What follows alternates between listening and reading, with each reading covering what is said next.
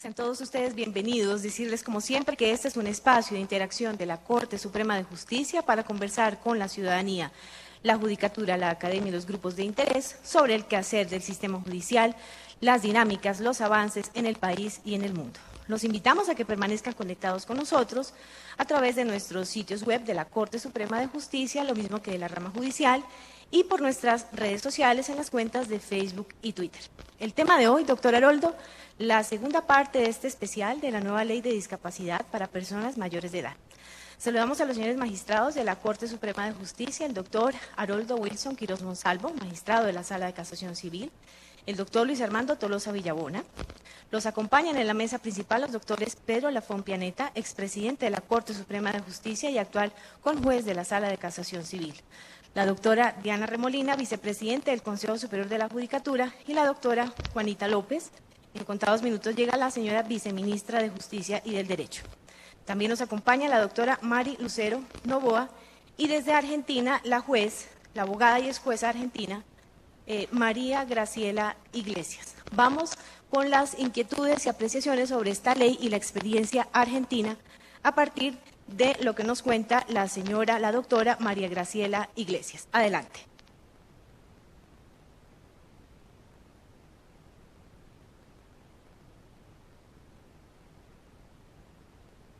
Sí. Bueno, tengo el honor de compartir estas reflexiones que espero sean de utilidad ante el proceso que está viviendo en este momento la República de Colombia, agradeciendo al Ministerio de Justicia y al Tribunal de Casación Civil por esta convocatoria. Bueno, lo que nosotros hemos vivido hace ya 10 años en el proceso argentino comenzó primero con la ley de salud mental. En esa ley fue un trabajo colectivo donde se reunieron distintos actores de distintos sectores. En esa oportunidad, en ese momento, quien habla era jueza de un tribunal de instancia única de familia y habíamos comenzado a reconocer derechos en lo que se conoce como los procesos de capacidad gradual. Simplemente con el control constitucional que los jueces de la primera instancia podemos aplicar y reconociendo derechos individuales. Esos derechos fueron básicamente primero los derechos de primera generación y después se fue ampliando hacia otros derechos personales y patrimoniales. Cuando se elabora la Ley Nacional de Salud Mental, la 26657, que tiene un enfoque de derechos humanos, imprescindiblemente era necesario partir de la presunción de la capacidad jurídica. Y así quedó establecido en el artículo 3 de la Ley 26657 y se modifica un solo artículo del Código Civil de aquel momento, que tenía un sesgo como en toda la región de interdicción y bajo el sistema tutelar. Los dos grandes procesos se dieron en niños y adolescentes y en los procesos de determinación de la capacidad jurídica. Bueno, algunos antecedentes jurisprudenciales, ya que los jueces y juezas de Argentina se puede realizar el control difuso de constitucionalidad y eso permitió mayor amplitud en las resoluciones que iban marcando esta necesidad de modificación a tono ya con la ratificación de la Convención en mayo del 2008, de la Convención de Nueva York, de la Convención de los Derechos de la Persona con Discapacidad. Eso en el ámbito estricto del Poder Judicial. Cuando se logra más tarde, desde la reforma al Código Civil y Comercial de la Nación, en el proceso que se dio entre el 2013 en adelante, fue muy complejo porque se integró con dos grupos, la Comisión Reformadora por básicamente teniendo el paraguas de los derechos humanos, pero con una base muy civilista, y las preocupaciones de la armonización de toda la reforma al Código Civil y Comercial, dio una reforma argentina que podríamos decir que quedó en un modelo mixto. Ese modelo mixto establece en el artículo 31 del inciso primero que la capacidad general de ejercicio se presume aun cuando una persona se encuentra en un establecimiento asistencial, que la intervención es siempre estatal, lo es de forma interdisciplinaria, la participación ya en carácter de parte de la persona en el proceso, le otorga a los jueces y juezas la posibilidad de otorgar a su vez la validez de los actos en el proceso, y que cualquier resolución no debe ser a tono y acorde con las preferencias de las personas. Esto lamentablemente en las prácticas también establece en el artículo 101 y 103 del Código del mismo cuerpo legal la intervención del Ministerio Público realizando lo que en términos convencionales sería un ajuste razonable en cuanto a una intervención más adecuada en la participación de los procesos frente a la determinación de la capacidad jurídica y a los procesos de internación, porque por la ley acá la internación está reglamentada en el carácter de involuntaria, con un control de legalidad muy fuerte, y voluntaria, que es la mayoritaria, en la que la supervisión de derechos la hace el organismo que al día de la fecha represento. Esta reforma, que no alcanza la excelencia que ha hecho la República de Colombia, que a juicio de lo que estamos dentro de lo que es el tejido internacional o en la región, por la implementación de la Convención de los Derechos de las Personas con Discapacidad, nos parece que es la ley más exquisita que se ha podido sancionar en nuestra región. Entonces este modelo mixto que trajo Argentina, donde de todas maneras mantiene la figura del curador de un modo muy restrictivo, donde menciona la palabra restricción a la capacidad jurídica, y los jueces y las juezas pueden determinar la restricción diseñando un sistema de apoyo, ha traído también algunas confusiones, y que en el caminar del tiempo se van corrigiendo por parte del propio dictado de las resoluciones, pero que confusión en el sentido de qué se entiende por apoyo. Por ejemplo, el gran tema acá ha sido qué se entiende por apoyo, la seguridad de los actos cumplidos con los apoyos, la eficacia de esos mismos actos. No se han hecho todavía en el país los ajustes razonables en relación a la publicidad de los actos cumplidos con los apoyos, o sea que en los registros respectivos, registros de la propiedad inmueble, registros del automotor, registros de marcas, registros de personas jurídicas, de fondos de comercio.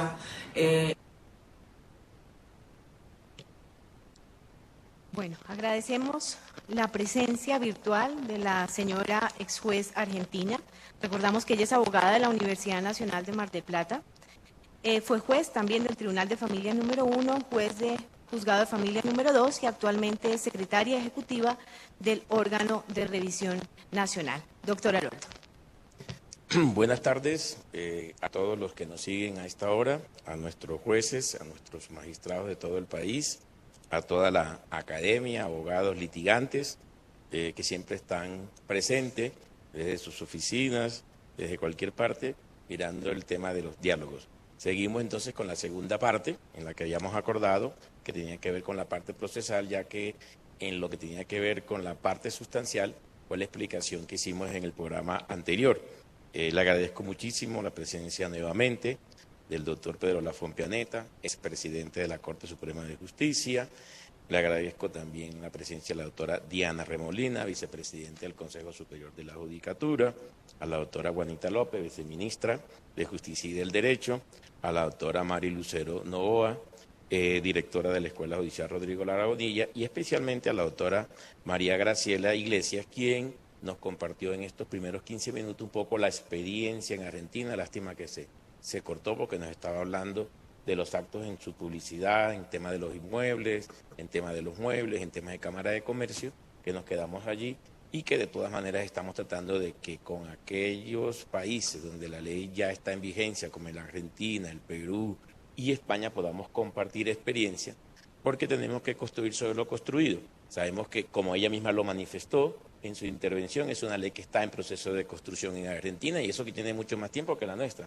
Sí, porque la nuestra apenas está arrancando.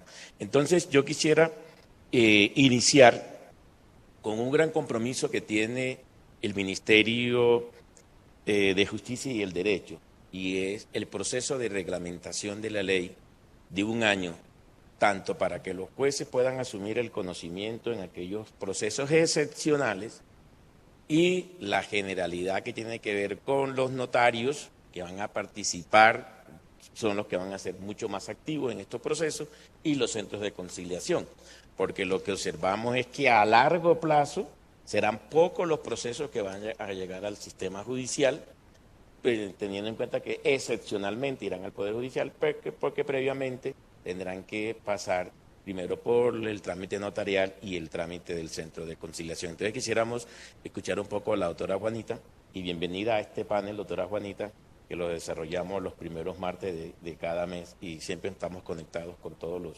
jueces y magistrados del país y todos los abogados que nos siguen, y aquí están presentes algunos abogados de la Defensoría del Pueblo y algunos abogados también de la Corte Suprema de Justicia. Bienvenida entonces a los diálogos de la Corte Suprema de Justicia.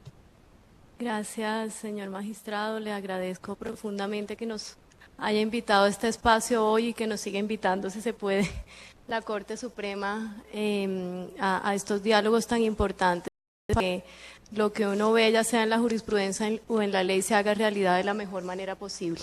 Y para eso está el Ministerio de Justicia en este caso, precisamente para poder, a través de los retos que nos trae la expedición de la Ley 1996, por un lado de implementación y por otro de reglamentación, la responsabilidad que tiene el Gobierno Nacional, sobre todo en cabeza del Ministerio de Justicia y del Derecho, para que ello sea de la mejor manera posible. Así las cosas, teniendo en cuenta que los tres grandes hitos de la Ley 1996 tienen que ver con la presunción de la capacidad legal, en primer lugar, es decir, que la discapacidad nunca podrá ser un motivo en general para restringir el ejercicio legal y el derecho a decidir de una persona. En segundo lugar, que las personas con discapacidad deben tomar sus propias decisiones. Y en tercer lugar, por supuesto, la eliminación de la interdicción. Digamos que esos tres hitos nos ponen frente a varios desafíos, tanto desde el punto de vista de implementación como de reglamentación. En cuanto a implementación, me refiero a que, y por eso la transición de la ley se refiere primero a la formación y capacitación, en particular en lo que tiene que ver con notarios y conciliadores. Debe haber un año de capacitación para que estos operadores puedan ejercer las funciones que le impuso la ley, es decir, el tema de acuerdos de apoyos. Y digamos que tiene todo el sentido. De hecho, hemos estado en unos foros regionales, en algunos incluso nos ha acompañado el magistrado Haroldo, y el mayor motivo de angustia, si se quiere, de parte de los notarios y los conciliadores es eso, que no entienden muy bien primero el contenido de la ley y cuál va a ser el alcance de sus responsabilidades a partir de lo que establece la ley alrededor de ese acuerdo de apoyos. Para ello, entonces, hemos iniciado ya un plan de capacitación. Estamos a puertas de sacar una cartilla muy ilustrativa sobre la ley, pues destinada, por supuesto, para conciliadores y para notarios, pero que también hará parte como insumo del plan de formación de la Escuela Judicial, porque con ellos pues también, y aquí nos acompañan el Consejo Superior y la escuela, pues tenemos también ese reto de acompañarnos en la implementación y de la formación tanto de los jueces como de los notarios y de los conciliadores. Además de este reto, en cuanto a formación, también el Ministerio tiene el reto de la reglamentación. Y para ello, digamos que el ente rector en materia de reglamentación sobre asuntos de discapacidad está en el Consejo Nacional de Discapacidad, en el marco del cual hay una mesa específicamente creada, donde conjugan también miembros de la sociedad civil y de la academia, pensando precisamente en la ley 1996, desde antes cuando estaba en trámite y ahora cuando ya es una realidad. Para la reglamentación hemos iniciado unas mesas, primero con la institucionalidad, es decir, y empezamos la semana pasada, donde nos acompañó la Defensoría del Pueblo, la Procuraduría General de la Nación, la Escuela Judicial, el Consejo Superior de la Judicatura, también estará la Corte Suprema de Justicia, el Ministerio de Salud, el Instituto Colombiano de Bienestar Familiar, y ahí ya identificamos en un primer barrido cuál es la necesidad de reglamentación. Si bien la ley nos establece unos temas específicos que deben ser objeto de reglamentación, que son los relacionados con la asignación de apoyos y las directivas anticipadas, también consideramos necesario pues reglamentar lo que se requiera adicional de lo que establece la ley. Por ejemplo, lo hablaba incluso la exmagistrada argentina, hablaba del tema de los ajustes razonables. La ley establece unos criterios, pero tendremos que ver si hay necesidad de clarificar aún más esos criterios para llevarlos a la realidad y al ejercicio práctico de la mejor manera posible.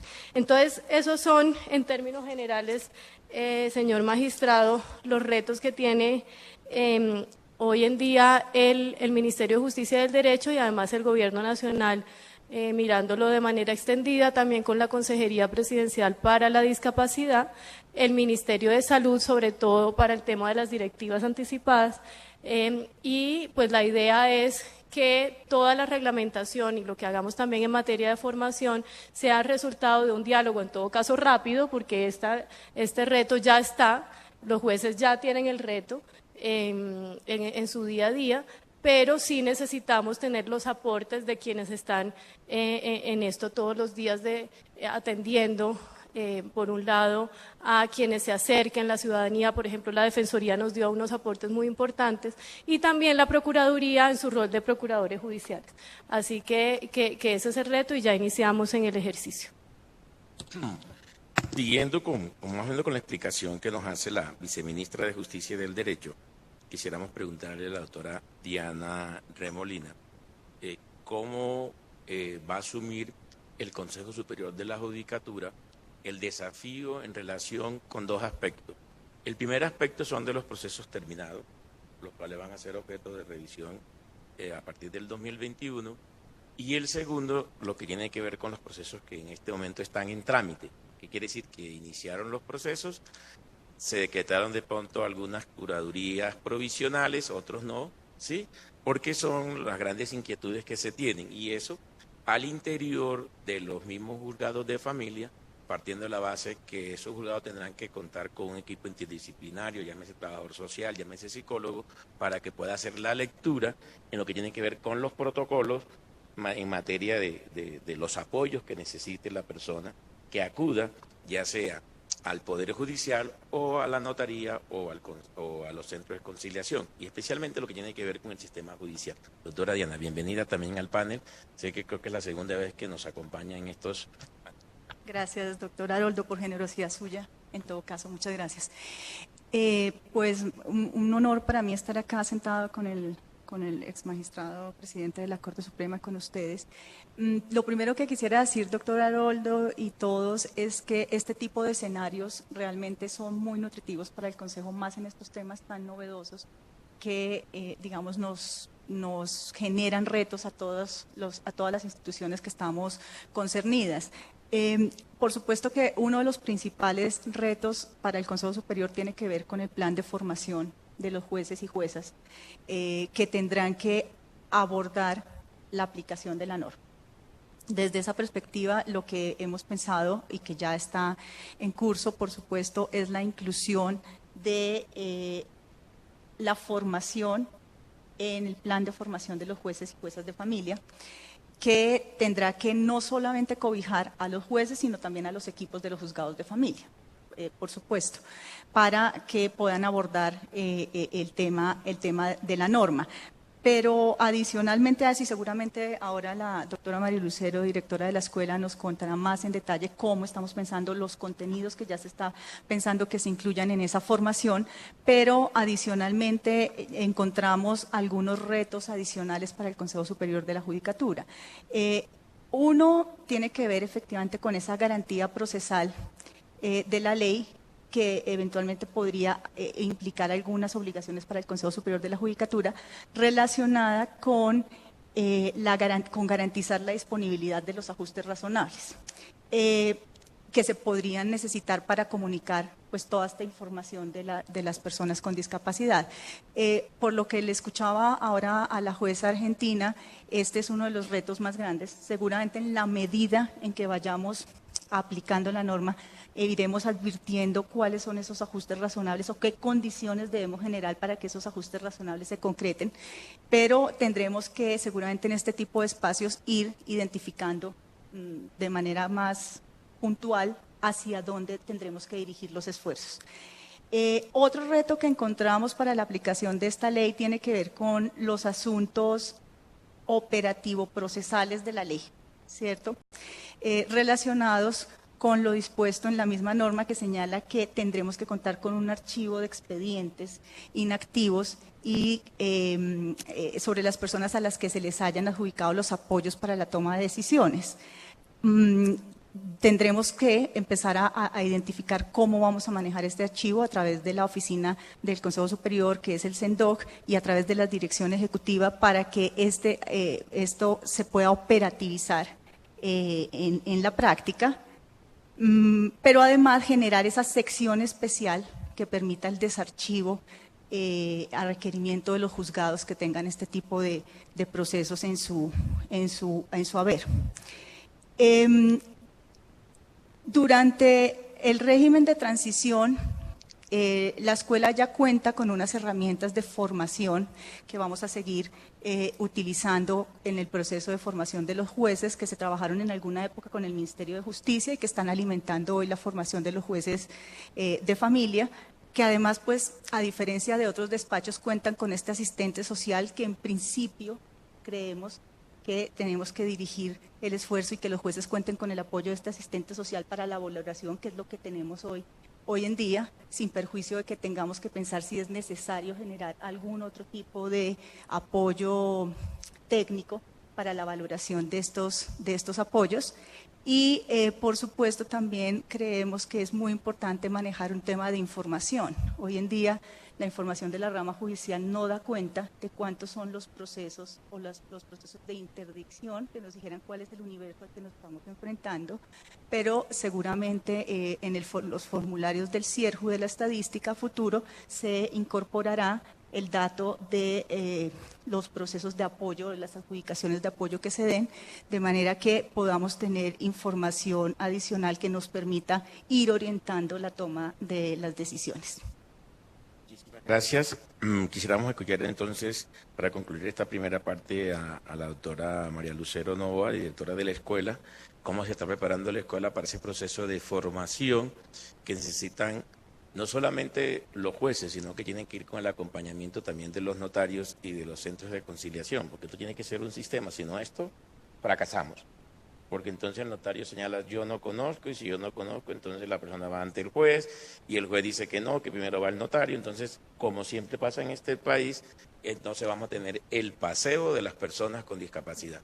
Sí, entonces tenemos que ponerle coto a esas circunstancias, porque a su vez también van a congestionar la sala civil con el volumen de tutela en relación con eso, entonces para que podamos por lo menos implementar un poco el proceso. Entonces vamos a escuchar a la doctora Mari para ver cómo está ese plan de capacitación, que eso es urgente para arrancar prácticamente en el mes de enero, me imagino, porque ya este año culmina ya con este mes y la gente pues entra en el mes de diciembre. Bueno, muchas gracias, apreciado doctor Haroldo Wilson Quiroz Monsalvo. Quiero agradecer especialmente la presencia del doctor Pedro Lafón Pianeta, quien fuera mi maestro de sucesiones hace tal vez más de 30 años. Celebro hoy compartir en esta mesa. Es un privilegio para mí también estar aquí, pues al lado de la señora viceministra de Justicia, de la magistrada vicepresidente de nuestro Consejo Superior de la Judicatura, la doctora Diana Remolina, y por supuesto de todos los televidentes, nuestros jueces, juezas, la jueza de Argentina, todos los abogados y académicos que nos están siguiendo vía streaming. Como decía la viceministra, como también lo mencionaba el doctor Quiroz y la doctora Remolina, este es un gran desafío, es un reto que tenemos que emprender, y creo que la clave está en la articulación interinstitucional. Lo que acaba de decir el doctor Quiroz. Tenemos que reunirnos, coordinarnos con los notarios, con los centros de conciliación, por supuesto con el Ministerio de Salud y Protección Social y con el Ministerio de Justicia y todos los demás entes que tienen que ver con las obligaciones que establece la Ley 1996. En primer lugar, pues ustedes lo saben, la Ley Estatutaria de la Justicia tiene en cabeza el Consejo Superior de la Judicatura la capacitación judicial de todos los servidores de nuestra rama judicial. Y en ese sentido ya nos estamos preparando para dar cumplimiento a esta ley. No es ajeno que el legislativo expide leyes, que nuestras cortes expiden jurisprudencias que conminan al Consejo Superior de la Judicatura a dictar formación. Y eso tiene unas etapas para poder implementar. Una de esas son los recursos, como lo manifestaba la doctora Remolina. Tenemos previsto que en el año 2020, 2021, 2022 implementaremos en nuestros planes de formación la capacitación que ordena la Ley 1996, teniendo en cuenta que los lineamientos de la valoración de los apoyos, pues por parte del Ministerio de Salud y Protección Social, como ente rector del Sistema Nacional de Discapacidad, el cual tiene un plazo, como todos lo han dicho, de un año, que vence el 26 de agosto de 2020.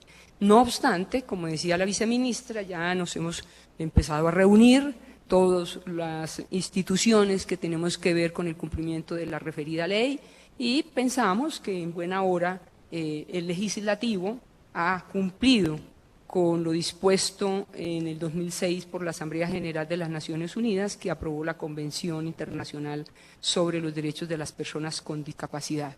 Un instrumento, como todos lo saben, internacional de derechos humanos destinado a proteger los derechos y la dignidad de las personas con discapacidad. En ese sentido, pues estamos prestos a hacer todas las coordinaciones necesarias al interior del Consejo Superior de la Judicatura y, por supuesto, con el apoyo de los entes interinstitucionales que tenemos que ver con el cumplimiento de la ley. Muchísimas gracias. Bueno, doctor Pedro, aquí tenemos a 3 personas que tienen la responsabilidad de que esto pueda funcionar a través de las notarías, a través de los centros de conciliación y a través de los juzgados. Entonces, hay una serie de inquietudes con las que vamos a iniciar para que podamos ir tomando nota de a qué nos vamos a preparar. La primera inquietud es qué regula la ley y qué deroga la ley y qué deja la ley vigente. Sí, que es un poco lo que se está preguntando el sector judicial, notarios y centro de conciliación. ¿Qué regula la ley? La ley regula la capacidad de las personas con discapacidad mayores de edad. ¿Sí? ¿Qué deroga? Pues ya sabemos lo que ustedes mismos también han manifestado y lo que le escuchamos también a la jueza argentina, deroga la interdicción de las personas con discapacidad y deroga todo lo que es el régimen de guardas de mayores de edad. ¿Y qué queda vigente en la ley 1306 del 2009? Lo que tiene que ver con la representación de las personas menores de 18 años de edad, el régimen de guarda de los menores de 18 años de edad y lo que tiene que ver con la administración del ausente y de la herencia adyacente. Esa es una de las primeras inquietudes. La segunda inquietud, que es con la que quiero trabajar con el doctor Pedro, tiene que ver con tres cosas que son claves. La primera, ¿qué pasa con los procesos finalizados? Segundo, ¿qué pasa con los procesos en curso? Y tercero, ¿qué pasa con los procesos nuevos? Tenemos que tener tres etapas. La primera etapa, hay unos procesos que ya terminaron. Es decir, que esos procesos ya terminaron y las sentencias están ejecutoriadas. Es decir, que esos procesos ya está nombrado el curador, ¿sí? Y en lo que tiene que ver con eso, sí, las circunstancias están que como ya concluyeron esos procesos, quedan sometidos dentro de 2 años a un proceso de revisión para poderlos adecuar a la nueva ley, porque la ley estableció ese parámetro. La pregunta entonces en relación con esos procesos que ya terminaron es, ¿qué sucede si en uno de esos procesos el curador fallece, el que ha sido nombrado, o el curador que ha sido nombrado definitivamente quiere entregar la curaduría respectiva? Porque puede pasar. Estamos hablando de hipótesis que se presentan con procesos concluidos. Entonces, en relación con ese aspecto, quisiera por lo menos escuchar al doctor Pedro Lafón, que también ha estado estudiando la ley, para luego más o menos poder yo hacer una primera conclusión a esta primera parte. Maestro Pedro, tiene la palabra. Gracias. Nuevamente agradecimiento a la mesa por esta invitación.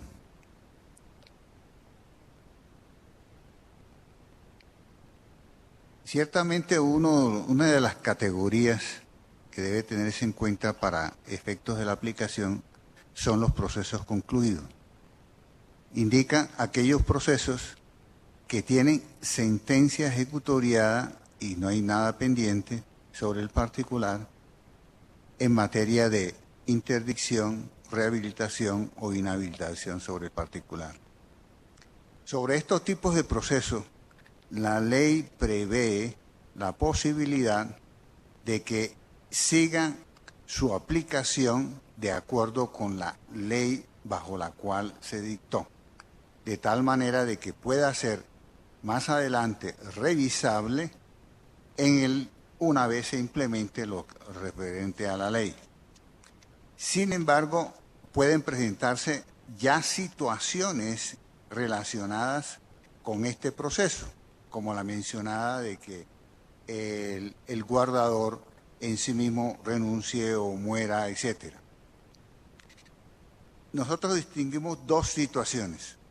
Unas que se derivan de la época inmediatamente anterior y que por lo tanto la mejor solución es que siga la aplicación de la ley anterior sobre el particular, que evita mayores traumatismos.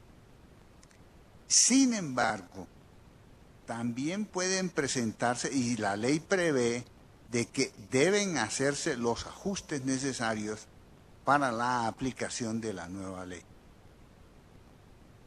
No es que haya ultraactividad de la ley anterior para todos los casos concluidos, sino que deben hacerse lo necesario.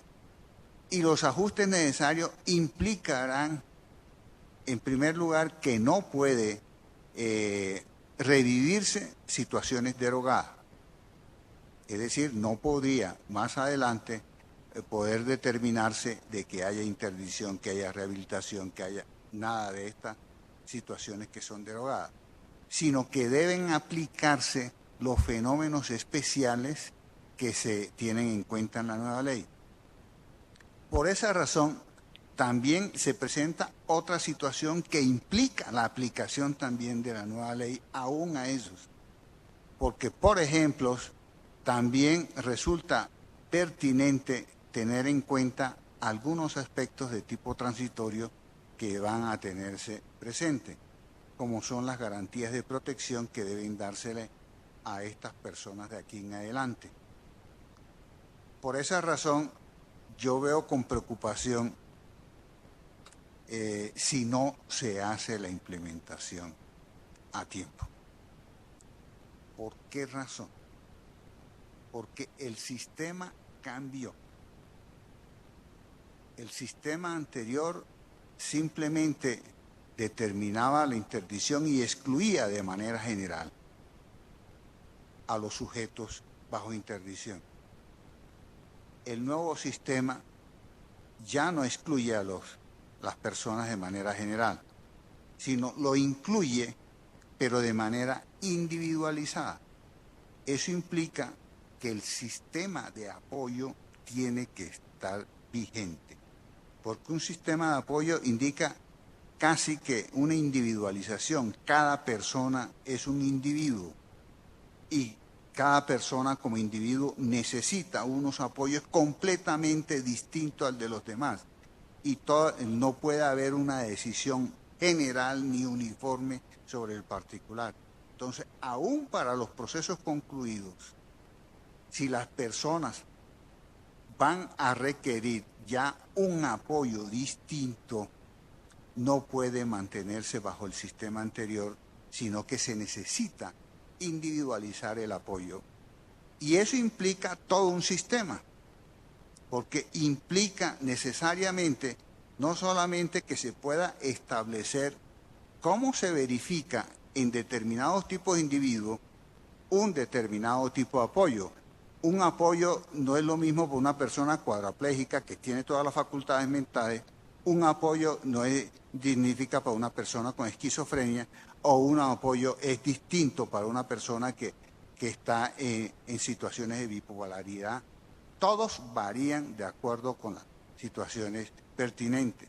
Y eso implica todo un tipo de organización en donde no solamente existan los protocolos, sino existan las entidades, que existan también los organismos que asesoren externamente, tanto pública como privadamente, cómo se van a hacer, y también que los juzgados tengan el apoyo pertinente para poderlo hacer, ya que de manera genérica no se va a poder hacer, ni el sistema está ideado para hacerlo de manera genérica como era el sistema tradicional, simplemente interdicción y punto. Además, el sistema es distinto porque si antes estudiaba lo que era la discapacidad, y en caso de discapacidad, la discapacidad mental, ahora la discapacidad inclusive mental es simplemente un motivo para poder establecer qué es lo que necesita como apoyo para que pueda ejercer su función plenamente. Es decir, el enfoque varía totalmente, e inclusive el sistema probatorio va a variar. Ya no es determinar si una persona tiene ese tipo de deficiencia o no. El enfoque va a ser qué es lo que necesita esa persona para poder funcionar dentro de la vida normal, dentro de los demás. Muchas gracias. Yo quisiera complementar ahí dos aspectos que me parece que son importantes. El primero es los procesos terminados que quedan sometidos a revisión en 2 años, o sea, a partir del 2021, a esos procesos, por ahora, sigue el principio de la ley en el tiempo a través del principio de la ultraactividad. Porque si no, entonces generamos una circunstancia, y creo que la ley dejó eso previsto. La ley dejó previsto eso en el fondo, es decir, los procesos terminados, el principio que continúa es el principio de la ultraactividad, es decir, el juez tendrá que seguir conociendo aquellos aspectos colaterales, como por el ejemplo que dimos y que recalcó el doctor Pedro, que tiene que ver o que el curador renuncia, o que el curador se muere, o haber un cambio de curador, etcétera. pero habrán aspectos de ese mismo proceso que no se va a poder aplicar el tema de la ultraactividad, sino que tenemos que asimilarlo a las nuevas condiciones y circunstancias de esta ley, porque hay que ir más o menos haciendo ese proceso transitorio. ¿Sí? Entonces, para que esta primera conclusión quede aquí, significa que allí juega un papel importante la reglamentación que pueda hacer el Ministerio de Justicia frente a ese aspecto, que me parece que es fundamental para que las reglas queden claras, para que el juez pueda tomar determinaciones, porque no va a ser el notario, es el juez en este aspecto. Vamos ahora a la segunda parte. La segunda parte es, la ley dio una orden y es, proceso que se estaba tramitando se suspende. Ojo, es suspensión del proceso, no terminación del proceso. Para esa suspensión del proceso viene la siguiente inquietud que me gustaría trabajar con el doctor Pedro, y es, ¿qué pasa con esos procesos que se suspendieron? Y por alguna circunstancia, se nombró un curador provisional, porque el juez lo puede hacer. Y la persona, porque hay que mirar, y era un poco lo que se explica aquí, es que no todas las personas tienen que tener los mismos apoyos, no hay una generalidad, como si lo veía en la interdicción. Aquí es cada individuo, independientemente, necesitará un apoyo independiente.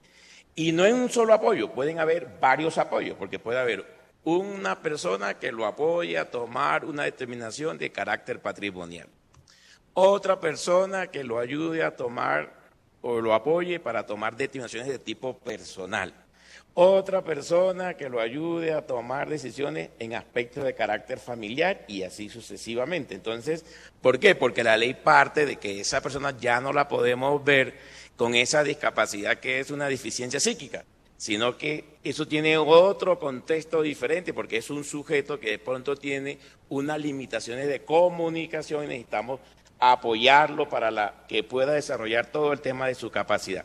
Entonces, en ese aspecto, me gustaría un poco escuchar también al doctor Pedro, ya que aquí está la viceministra, está la doctora Diana y está la doctora María, a ver qué es lo que tendrán que hacer si ya se nombró el curador respectivo, pero la persona dice, yo no necesito de este curador porque yo quiero a otra persona para que me apoye en la toma de determinaciones, ¿sí? Desde ese punto de vista, que es la misma persona que está diciendo, ya yo no necesito que usted me acompañe, sino que yo necesito que me acompañe más bien mi esposa, o me acompañe mi hijo, o me acompañe mi hermano, o me acompañe un pariente, o me acompañe un amigo a tomar mis decisiones y no quiero estar con X o Y pariente que me nombraron curador en el juzgado.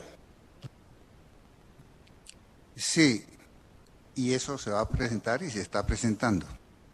Lo primero que hay que señalar es que, como se trata de una suspensión, es una suspensión eminentemente procesal. Eso indica que se sujeta a las reglas generales, tiene que ser declarada por el juez sobre el particular. Y por ser suspensión es eminentemente temporal. La ley no fija plazo, pero le corresponderá al juez determinar el plazo dentro de sus facultades sobre ese aspecto.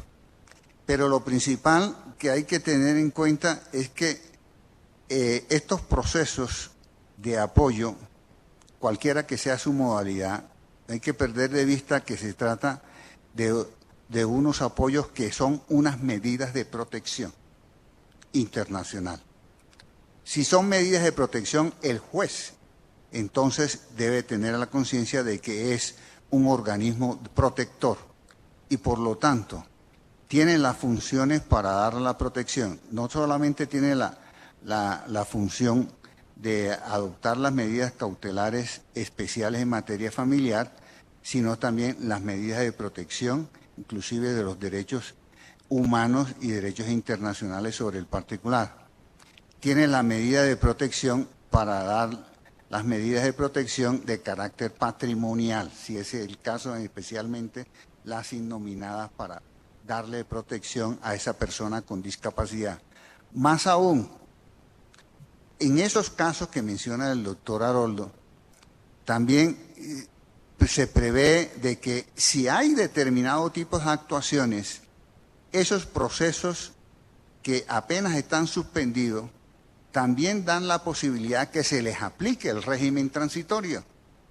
Y el régimen transitorio va a permitirle al juez ir adaptando la nueva ley para darle la protección a la respectiva persona con discapacidad.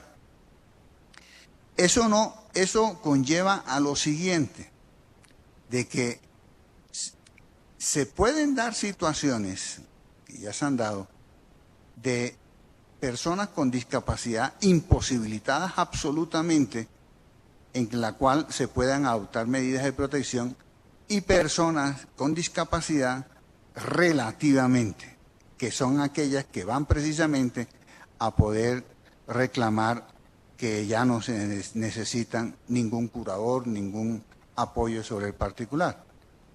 Pero si se tiene en cuenta que ya los apoyos no dependen de la voluntad de la propia persona con discapacidad, porque la ley establece que los apoyos se determinan objetivamente de acuerdo con el informe de valoración. Otra cosa es que la ley permita que la persona con discapacidad pueda escoger los apoyos y pueda contribuir a determinar los apoyos. Pero en determinados momentos será la condición, la deficiencia la que indique exactamente si necesita o no necesita el apoyo.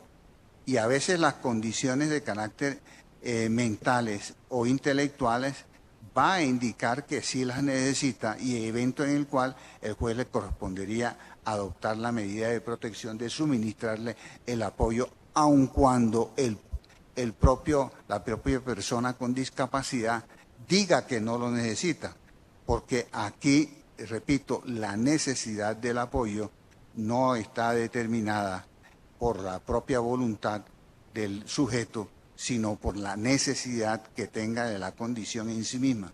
Otra cosa es que la ley le reserve a este sujeto ya ciertas facultades para determinar sus preferencias, la voluntad respecto de quién debe ser como apoyo, etcétera, etcétera. Entonces, si se tiene en cuenta de que el apoyo es una medida de protección, el juez deberá entrar a ejercer todas sus funciones, aún dentro de los procesos suspendidos y con mayor razón dentro del régimen transitorio sobre el particular. Pero volvemos y repetimos, eso necesita que el sistema esté empezando a funcionar para que le diga, mire, aquí necesita un apoyo simplemente en tomar una decisión sobre el particular, pero no necesita apoyo para poder determinar sus preferencias de qué actos puede hacer o en qué forma, etcétera, etcétera. Yo creo que en este orden de ideas, aprovechando que está la viceministra, la doctora Juanita, la gran inquietud que tenemos en el Poder Judicial, desde los magistrados de la Corte a los magistrados de tribunales y jueces, es que si se presenta una situación muy excepcional que puede darse, es decir, aquella persona que puede estar en estado de coma, que tenga una pensión, vamos a colocar el ejemplo, que tenga unos CDT, que puede ser el otro ejemplo, y que hay que tomar una determinación en relación con esa parte patrimonial, pues van a poner en conocimiento del juez dicha situación y el juez excepcionalmente tendrá que tomar una decisión. La pregunta es, doctora Juanita, ¿a qué entidad acude el juez o acudimos los magistrados para oficiar, es decir, Defensoría del Pueblo o Procuraduría o país? Aquí tenemos tal situación para que usted nos diga cuál es el apoyo que necesita esta persona, porque ese apoyo va a depender de un proceso de construcción histórica de la persona que está en estado de coma, porque son los gustos de esa persona, más o menos qué determinaciones le gustaba tomar. Entonces, nos gustaría saber, en este momento, porque esa es la pregunta que está surgiendo, es ¿a qué entidad se acude? Si acudimos a una entidad pública o acudimos a una entidad de carácter privado, como país que acompañó el proceso y que ha estado más o menos conociendo esa situación. Entonces queríamos escucharte para que nos orientes al Poder Judicial a dónde acudimos. Sí, magistrado, ese es de los retos más complejos y es lo que, digamos, en la construcción de la ley y luego ya de expedida se ha discutido alrededor del nivel de apoyo más intenso dentro de lo que se requeriría en estas situaciones. y en cuyo caso se ha planteado que, pues, por supuesto no es la figura de interdicción, pero sí se requiere una representación judicial, digamos, el hecho de que sea el nivel más intenso, porque estas personas no tienen ninguna forma de manifestar su voluntad, requiere que sí haya una interpuesta persona, si se quiere, para poderla manifestar. Digamos que eso fue parte de lo que planteamos en la reunión interinstitucional que sostuvimos la semana pasada, y sí consideramos que en este momento, sin una reglamentación clara, no se podría acudir a ningún privado. Esto tendría que ser, en principio, una tarea de la Defensoría del Pueblo y de la Procuraduría para que, digamos, se pueda establecer conjuntamente con el juez cuál sería la persona adecuada para esa manifestación, mientras se da la reglamentación. Ahora, hay organizaciones que están dedicadas precisamente a la defensa de estos derechos y digamos que pueden ser una fuente para la determinación, pero sí consideramos que tiene que haber cierta institucionalidad para mayor garantía de los derechos de estas personas. Quiere decir entonces, para ir concluyendo en esta primera parte, que en este momento el Poder Judicial, sí, porque tendrá que el Consejo Superior de la Judicatura sacar un pequeñito acuerdo diciendo en relación con esto, mientras estamos en el proceso transitorio, a las entidades que se podrán acudir será la Procuraduría y será a la Defensoría del Pueblo, y no podemos acudir a entidades privadas porque me imagino que eso tendrá un costo que no se tendrá si es la Defensoría del Pueblo o la Procuraduría que acompañaron el proceso, porque es que la dificultad, doctor Pedro, está en a dónde acude el Poder Judicial para que esos protocolos puedan cumplirse en relación para poder tomar las medidas. Es un poco la inquietud que se tiene en este momento, doctora Juanita. Yo quisiera abordar un tema que no es exactamente el que plantea, pero que se relaciona en cuanto a su complejidad, y nos hacían la pregunta precisamente el viernes en Medellín, y es cómo establecer este tema de la imposibilidad absoluta. ¿Quién está imposibilitado absolutamente y quién no? Entonces se preguntaba si se requería un dictamen médico, por ejemplo, si se tenía que acudir a medicina legal, y la respuesta fue no necesariamente, porque esto no es un tema necesariamente de salud, y en ese orden de ideas para eso están los ajustes razonables cuyos criterios están esbozados en la ley, y ahí está más bien el reto de poder mirar si en la reglamentación podemos dar mayor claridad sobre la aplicación de los criterios, pero no necesariamente tiene que ser un tema previsto de un dictamen médico. Mira que entonces el Consejo Superior ya ahí tiene que jugar un papel importante, doctora Diana, para poder ir definiendo y que los jueces tengan conocimiento de dónde van a acudir. La segunda pregunta, y me gustaría trabajarla con el doctor Pedro, tiene que ver en ese mismo orden de ideas, como se parte de la base, que no estamos hablando de un dictamen médico, de una situación médica. La persona está en esa situación de imposibilidad, en estado de coma. De todas maneras, la nueva ley habla de un proceso verbal sumario. Y cuando se habla de un proceso verbal sumario estamos hablando de contraparte, o sea que hay que demandar. Entonces la pregunta es, bueno, ¿se demanda a la persona que está en ese estado? ¿Se demandan algunos familiares que están cercanos a ella?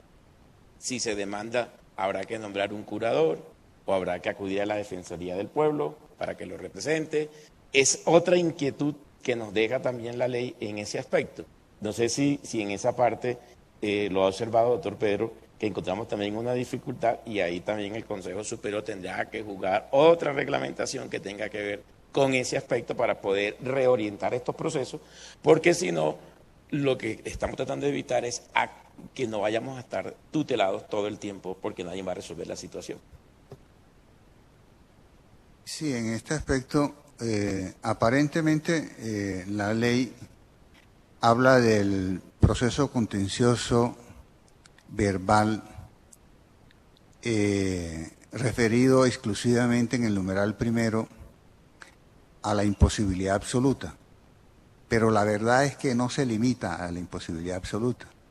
Si se mira el numeral cuarto, implica de que cuando exista el informe de apoyo puede haber una variación sobre el estado de capacidad que pueda tener la persona, si puede emitir o no una voluntad y tener preferencia sobre el particular.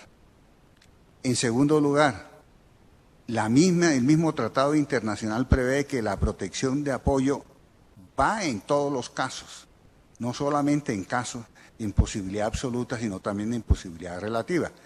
Luego, puede haber un proceso contencioso, bien sea que la persona no pueda emitir ella directamente su voluntad, o bien que la pueda emitir pero se resista a entender de que no necesita el apoyo. Entonces se pueden dar las dos situaciones. El demandado, a nuestro juicio, debe ser es la persona con discapacidad, por cuanto es a ella a quien debe realmente se persigue a afectarla sobre el particular. Y ella debe tener también la posibilidad de poder participar en ello. Por esa razón es que la estructura de los procesos varía principalmente por no solamente tener audiencia, sino también tener el principio de la inmediación. Debe haber los ajustes razonables para permitir precisamente la intervención, así sea por medio electrónico, por Skype o cualquier otro medio de la persona con discapacidad, con el propósito de poder establecer su condición. Ahora, el hecho de que se trate de un modelo social no quiere decir en manera alguna que la discapacidad sea estrictamente social. No, la discapacidad tiene una causa y la causa va a incidir en el apoyo. Y la causa de si es deficiencia mental, esa será de carácter de salud, de la integración mental, puede ser cerebral, puede ser intelectual sobre el particular. Pero ese no va a ser el objeto en sí mismo de la determinación, pero sí va a incidir en el apoyo, porque de acuerdo con la condición mental o intelectual se va a indicar cuál es el respectivo apoyo. Es que inclusive, analizando a fondo la ley, que es el problema que tiene la Argentina, es que inclusive los mismos técnicos y las mismas ciencias que participan allí deben ser interdisciplinarias. No bastaría simplemente un dictamen, por ejemplo, de medicina legal, simplemente de la deficiencia mental, que no lo tienen, porque se necesita de todos modos, el complemento es para determinar cuál es el tipo de apoyo que va a necesitar esa condición mental, que tampoco existe en los terapistas ocupacionales o sociales, o bien en los médicos ocupacionales. Ellos tendrán que, por eso se exigen los protocolos, tendrán que determinar con exactitud en ese equipo interdisciplinario, en determinadas condiciones, cuál es el apoyo que realmente va a incidir sobre el particular para poder orientar cuál es el tipo de decisión sobre el particular. Si esas personas que están dedicadas a tratar esos problemas de discapacidad no lo pueden hacer por sí solos, mucho menos lo va a poder hacer un juez que está destinado a verificar exactamente cuál es la norma que va a aplicar para determinar los apoyos correspondientes. Sí, porque ahí hay un aspecto que me gustaría que también nos ayudara un poco la doctora Juanita, porque hay una gran responsabilidad del ministerio, y es este, doctora Diana. En este momento, el juez le llega un caso. Lo ideal es que el ciudadano acompañe el protocolo necesario para que le ponga en conocimiento al juez cuál es el apoyo que se necesita para la persona a la cual se está haciendo la demanda respectiva. Y en ese orden de ideas, lo que podemos entender de lo que nos dice la doctora Juanita es que el ciudadano tendría que acudir previamente a la Defensoría o la Procuraduría para ese tema del apoyo. Ahora, el apoyo no necesariamente, y es un poco también lo que le entendí al doctor Pedro, no necesariamente tiene que ser un médico, porque van a ser personas que no necesariamente tienen que ser médicos, porque ellos a través de la indagación que hagan o la entrevista que hagan con la persona que padece el tema de la discapacidad, determinará cuál es el apoyo que se necesita. Entonces allí también es importante saber cómo se está trabajando en eso, porque esa reglamentación prácticamente es urgente, y urgente quiere decir casi ya, para que podamos por lo menos avanzar, porque si no entonces esperamos hasta el año entrante y lo que vamos a encontrar es tutelas a diestra y siniestra a partir del mes de enero, porque no va a haber más sitios. Sí, no, ahí digamos el supuesto bajo el cual respondí la pregunta anterior era cuando se tratara de una incapacidad absoluta de manifestar la voluntad. Para quienes sí lo pueden manifestar, no tienen que acudir a ninguna institución, pueden ir al juez para establecer, digamos, su apoyo, y en el marco de los ajustes razonables el juez establecerá la posibilidad, sí o no, de entender la voluntad de esta persona en condición de discapacidad. No es que sea una condición sine qua non en todos los casos el tener que acudir a la Defensoría, a la Procuraduría. Digamos, esos serían los casos extremos en los cuales no hay ninguna posibilidad real de que la persona en condición de discapacidad pueda manifestar su voluntad. Siguiendo entonces en ese orden de ideas, porque hay muchísimas inquietudes, todavía quedan muchas inquietudes, sobre todo en la explicación que hacía el doctor Pedro, porque el tema hay que mirarlo también en forma objetiva, como le comprendí, y es que el juez quedó con una posibilidad, doctor Pedro, allí, y es tomar las medidas cautelares.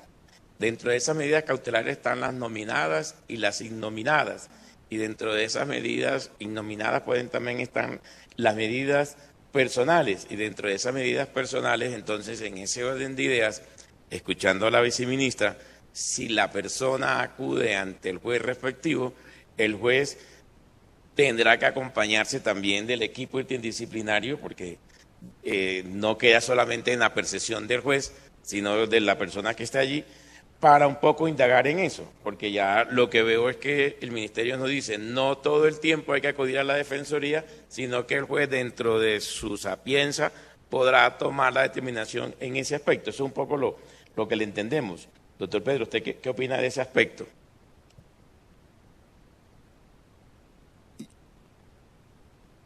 La discapacidad tiene la ventaja, la reglamentación de la discapacidad es que se trata de ser objetiva y por eso se exige el informe de valoración de apoyo, con el fin de que de manera subjetiva nadie pueda determinar si una persona lo necesita o no.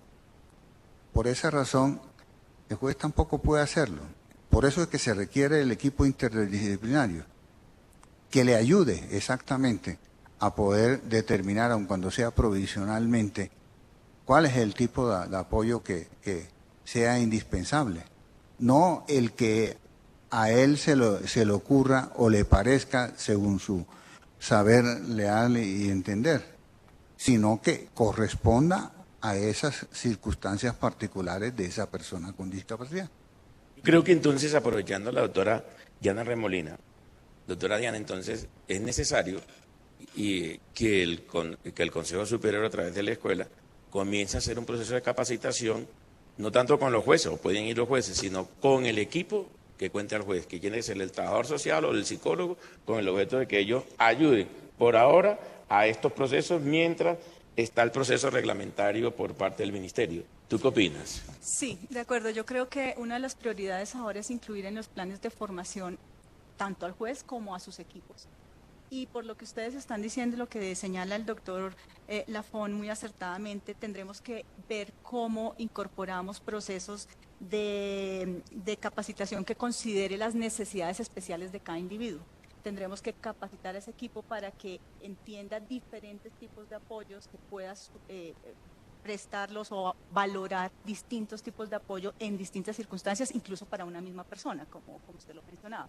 De manera que tendríamos que incluir en esos cursos de capacitación esa formación especializada, pero también oyéndolos hablar, creo que urge capacitar a los jueces sobre esos aspectos procedimentales que podrían generar dudas a la hora de aplicar la ley, de manera que ese pues será la prioridad del contenido del curso, porque digamos el Consejo y la Escuela Judicial ya están incorporando, por supuesto, en el plan de formación del año próximo este este componente, sin contar con que en 2016, aún con anterioridad a la expedición de la norma, ya se había diseñado un módulo de formación sobre la capacidad legal de personas con discapacidad, que en todo caso es como la inspiración de lo que finalmente quedó en esta norma, de manera que continuaríamos con esa formación y tendríamos que desarrollar unos contenidos específicos para los temas de apoyos especiales y de los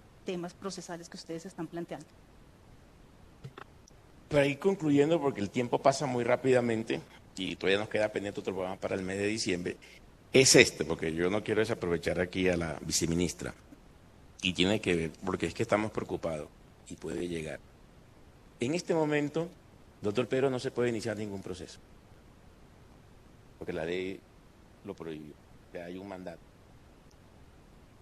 Y digamos que las personas que tenían cualquier deficiencia en materia de comprensión, en el tema de discapacidad, muchas veces el pariente lo que hacía era iniciar el proceso de interdicción. Y lo quiero hacer con un tema muy, muy clarito, que es el tema de las pensiones. Si en este momento, porque eso es el pan de cada día en los juzgados, es el tema de la pensión, vamos a hablar sobre eso, claro, porque si no, no vamos a salir de esto nunca y entonces viene la tutela. Si en este momento esa persona de la cual la ley presume que tiene capacidad va a hacer su trámite pensional, vamos a encontrar una barrera en la entidad que otorga la pensión diciendo tráigame una decisión del juez o del notario para yo poderle tramitar la pensión. ¿Sí? Entonces, en ese orden de ideas, hay que mirar un poco la ley 1618 del 2013, que es la ley estatutaria de políticas públicas que tiene que ver con las personas con discapacidad, donde hay unos mandatos para cada uno de los ministerios, incluyendo el Ministerio de la Protección, de Educación, de Justicia. Entonces, en este momento, yo creo que hay que comenzar, doctora Juanita, con algunos ajustes razonables con el objeto de que esa persona no sea objeto de discriminación cuando vaya a hacer su trámite, porque lo que va a hacer la entidad es decir, tráigame la decisión judicial para poder yo tramitar, porque lo que se hacía antes era que la persona iniciaba el proceso de interdicción, el juez decretaba y con eso pues el curador hacía todo el trámite de la pensión. Ahora, ¿cómo hacemos? Porque la ley parte de ese presupuesto. Ese es un tema que hay que tener presente ya en ese aspecto. Que se ha avanzado con el Ministerio de la Protección y el Ministerio de Trabajo con el objeto de poder tratar de descongestionar la justicia en ese aspecto en concreto, doctora Juanita. Sí, en efecto, tanto desde el punto de vista pensional como desde el punto de vista de trabajo. De hecho, en materia de trabajo hay una orden específica de la ley para reglamentación y con un término mucho más perentorio que es de 4 meses. Y para el tema pensional, digamos, ahí el reto es, por supuesto, de pedagogía con las entidades que administran pensiones, en particular Colpensiones y UGPP, pero también los privados. Y en eso estamos trabajando precisamente con el Ministerio de Trabajo para sacar una circular lo más pronto posible, dando, digamos, las explicaciones de esos ajustes razonables de que trata la ley para quien acuda al reconocimiento pensional.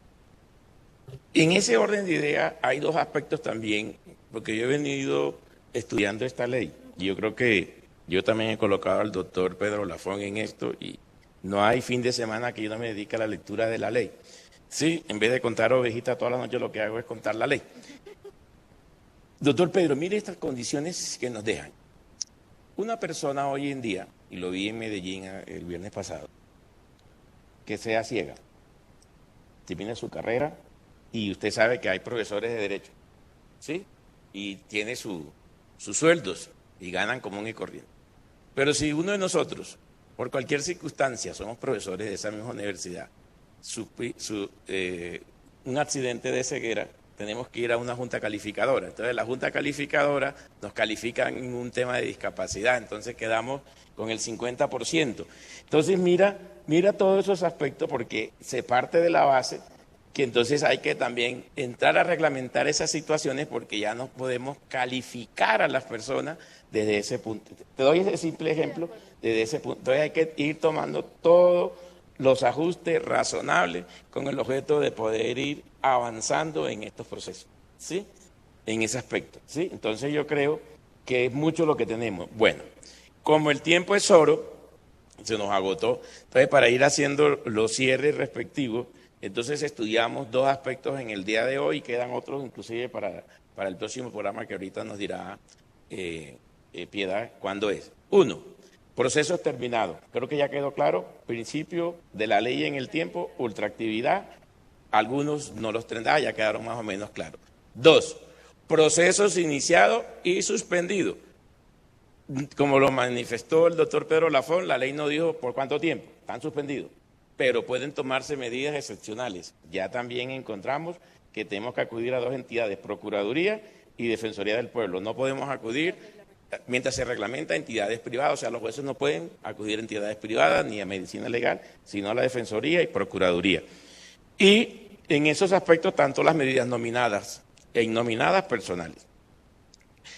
Doctora Diana, ¿qué nos espera entonces y qué esperamos del Consejo Superior para ir concluyendo ya el programa? ¿Qué esperanza tienen nuestros jueces? Bueno, primero pues lo que les hablaba de la necesidad de abordar muy rápidamente los contenidos con los que vamos a formar a estos jueces y empleados. También igualmente creo que va a ser muy importante el trabajo de articulación institucional. Es decir, nosotros, el Consejo Superior, sin el concurso de las autoridades que tienen que ver, no se arriesgaría que no tenga en cuenta a todos los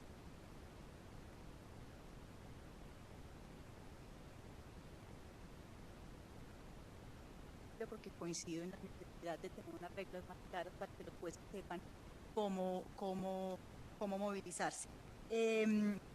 Y bueno, creo que es fundamental. Doctora María Lucero, ¿cuándo arrancaríamos esos procesos de capacidad para que los jueces también estén tranquilos y podamos nosotros tener unas fechas como ciertas y especialmente con los equipos interdisciplinarios que creo que son con los primeros que hay que iniciar? Ante todo, pues es un mandato de la ley, como le decía la doctora Remolina, nosotros también dependemos de unos recursos económicos que hay que apropiarlos, eso es un trámite que hay que hacerlo también ante el alto gobierno, pues a través de los honorables magistrados del Consejo Superior. Tengo la certeza que la doctora Remolina, actual vicepresidente del Consejo Superior y dentro de muy poco, o más bien el próximo año presidenta del Consejo Superior, con su liderazgo, pues sé que ya está empezando a hacer gestiones para que en materia de esta capacitación, de sensibilización y aplicación de esta ley, pues podamos tener los recursos suficientes para hacerlo. Como lo explicaba el maestro Lafón Pianeta, como lo explicaba el doctor Haroldo Quirós y la doctora Remolina, la vicepresidenta, la viceministra de Justicia, pues tiene complejidades esta ley. Ese es el problema cuando las leyes se expiden sin la intervención o el concurso de los jueces de la República. Esa es la dificultad. Entonces vemos que hay que articular, hay que coordinar, hay que socializar muchos temas con las instituciones que tienen que ver con la aplicación de la ley. Tenemos que convocar a los notarios, a los centros de conciliación, por supuesto el concurso del Ministerio de Salud y Seguridad Social, al Ministerio dentro de los juzgados, a los equipos de los juzgados. Están allí no solo los jueces, sino los asistentes sociales, los trabajadores sociales, los secretarios, todas las personas que tienen que ver con una decisión judicial.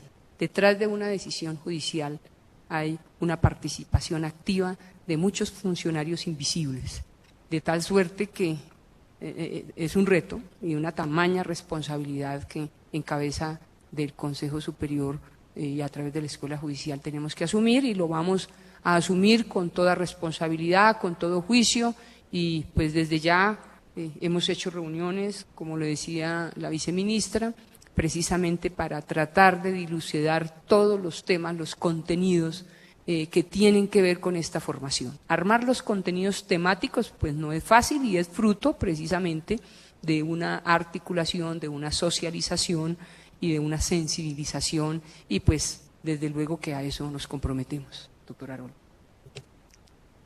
Doctora Juanita, viceministra, yo la quisiera comprometer en nombre del Poder Judicial, aquí con la doctora Diana, y es que el próximo programa lo tenemos el 3 de diciembre, que por lo menos tengamos la primera parte de la reglamentación en aquellos sistemas que son urgentes para poderlos divulgar a través de los diálogos, para que podamos tener la tranquilidad en el Poder Judicial. ¿A dónde vamos a acudir en relación con ello? ¿Qué le parece? Cuente con eso, magistrado, y de hecho por eso decidimos adelantar trabajo de manera interinstitucional para presentarle algo concreto al Consejo de Discapacidad, que realmente actúa de manera periódica, pero con mucho tiempo entre una reunión y otra. Y por eso nosotros estamos agilizando el trabajo de manera paralela en todos los frentes y pues con esa óptica interinstitucional que es absolutamente necesaria, como ustedes lo han planteado, de manera que me comprometo con esa tarea que me pone. Y yo creo que yo concluiría, si me permite mi intervención. Yo sé que esta ley genera una cantidad de desafíos, de dificultades. Realmente pues no es una autoría del Ministerio de Justicia. Nosotros por supuesto hubiéramos querido mayor interacción con los actores, pero sí es cierto que apoyamos la necesidad de la promulgación de la ley, no solamente porque es un compromiso internacional, además que hace parte de nuestro bloque de constitucionalidad, sino porque creemos que tenía que darse el paso. Tal vez en el tema de la aplicación práctica debió hacerse una mayor socialización antes de su expedición, pero sustantivamente era necesario. Así que el reto es que los jueces de la República, los notarios y los conciliadores entiendan un poco que la visión que tienen que tener a la hora de resolver un caso concreto es desde los derechos de estas personas y desde su autonomía, y eso es parte de la formación. Y aquí estamos para comprometerme para que el 3 de diciembre tengamos al menos un primer borrador del tema. Gracias. Doctor Pedro, yo lo quisiera seguir comprometiendo en estos temas. Nos quedan muchas inquietudes, sobre todo que en este momento hay unos procesos que están en los tribunales, si esos procesos se devuelven o no se devuelven. Yo no quisiera responder eso hoy, porque esto de ley hay que irla trabajando con calma, esto no es precipitarnos, sino paso que se dé, que sea paso contundente y pertinente para poderla ir implementando. Sí, yo quisiera comprometerlo para seguir trabajando en esto, lo mismo que la doctora Diana, lo mismo que la doctora María Lucero, para que nos acompañen en el 3, porque si no hacemos esto en equipo, no es posible que esto pueda avanzar. Doctor Pedro, no sé qué nos pueda aportar ya en esta Como última no, con mucho gusto. Yo recomendaría no pensar en una reglamentación inmediata definitiva, sino provisional, para pensar en lo definitivo a los 2 años correspondientes, con el fin de poder ir institucionalizando la aplicación de la ley. Entonces, muchísimas gracias, doctora Diana. La esperamos nuevamente el 3, sí, que nos acompañe. La doctora María Lucero, que ya tendrá las fechas que arrancan con el proceso de capacitación.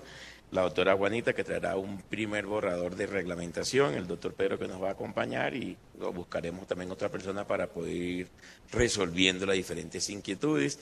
Y si hay tutelas ya resueltas por la sala civil en estos aspectos, pues también se dará la divulgación respectiva. Entonces, gracias a todos los que nos siguieron y a los presentes aquí en el auditorio, y los esperamos entonces el 3 de diciembre. Tiene la palabra, Piedad. Así es, doctor. Muchas gracias. Antes de despedir el programa, agradecemos desde Medellín a la Universidad Autónoma Latinoamericana. Allí se encuentra muy pendiente de este diálogo el doctor Eduardo León Restrepo. Desde Cali, la Facultad de Derecho de la Universidad Santiago de Cali, el doctor Edgar Humberto Campos Gómez. Y desde el Departamento del Bichada, la doctora Loli Ruiz Romero Torres, juez promiscuo municipal del municipio de Cumaribo, Bichada. De esta manera concluimos esta segunda entrega de este especial de Diálogos con la Justicia sobre la nueva ley de discapacidad. Los esperamos el próximo 3 de diciembre para concluir las decisiones, y todos los invitados que reiteró el doctor Haroldo, los esperamos en este 3 de diciembre. Muchas gracias a todos.